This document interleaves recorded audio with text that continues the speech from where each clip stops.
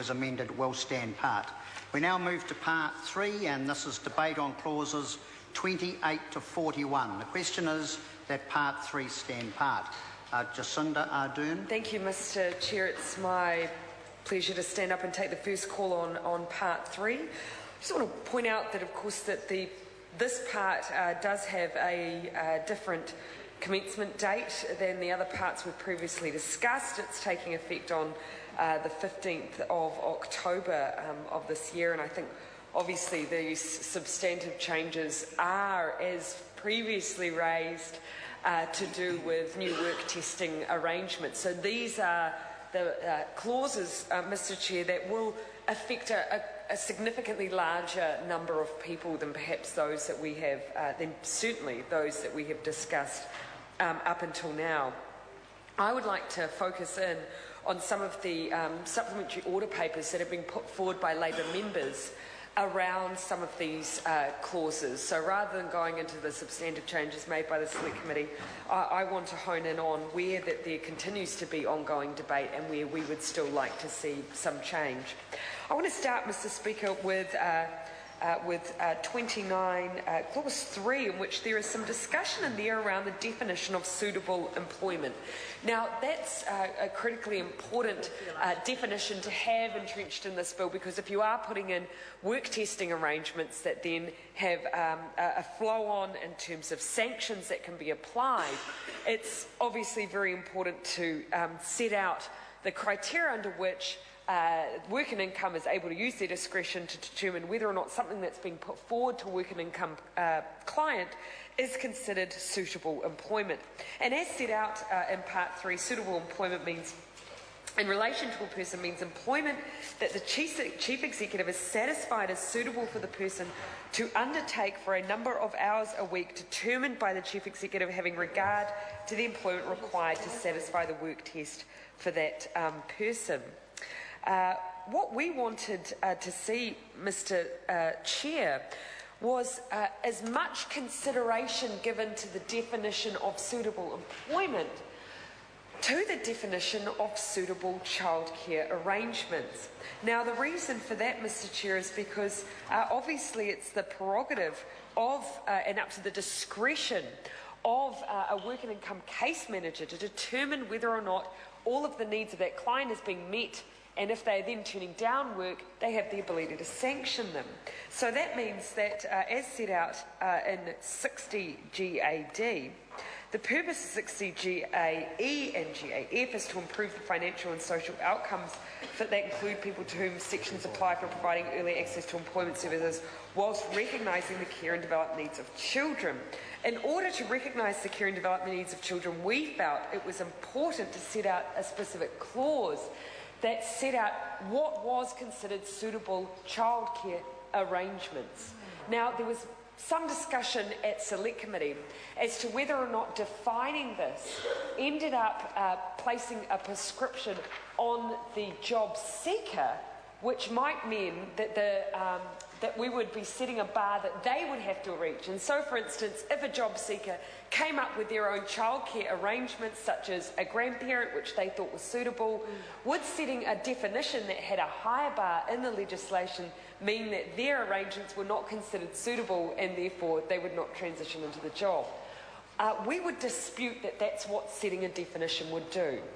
We wanted to set a definition that's not necessarily around determining if someone has found their own childcare arrangements, whether or not they're suitable. If they're suitable for the individual and they've determined that for themselves, that should be their prerogative.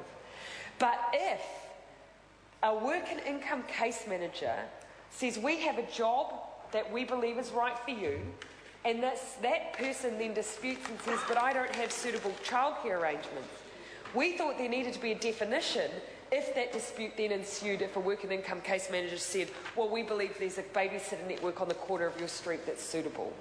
In that circumstance, we believed it was appropriate to have a definition for the sake of clarity, but also for the sake of ensuring that we aren't putting children in vulnerable situations because at the discretion of a caseworker they deemed those childcare arrangements from their bar to be suitable. So what we have proposed is a new clause under section 60Q3, where we wanted to make clear that quality childcare is one that provides healthy environment that meets the standards prescribed by regulation. So those standards we set ourselves, Mr. Chair, prescribed by regulation, and including the availability of registered professionals and the appropriate ratio of caregivers to children prescribed. We wanted to go on as well and pick up on one of the recommendations that, from my recollection, I believe was raised by the Office of the Children's Commissioner, who reflected on this as well, around whether or not we should be taking into account the availability of suitable early childhood education where the child is aged 3 or over. Because we know, based on the substantive work that they had already done, that the availability of suitable childcare in some parts of our community is poor. And so if we are going to oblige those on a domestic purpose benefit to transition into work at a particular point, and it's on the assumption that ECE is available with 20 hours free, surely we should be testing that that assumption is correct, because it isn't in all cases. Which is why here in clause 6 of our SOP, it says where the child is 3 or over, the parent, beneficiary and their spouses must have access to registered early childhood education, requiring services to be widely available in the area of residence prior to the obligations being applied, and those are those work testing obligations.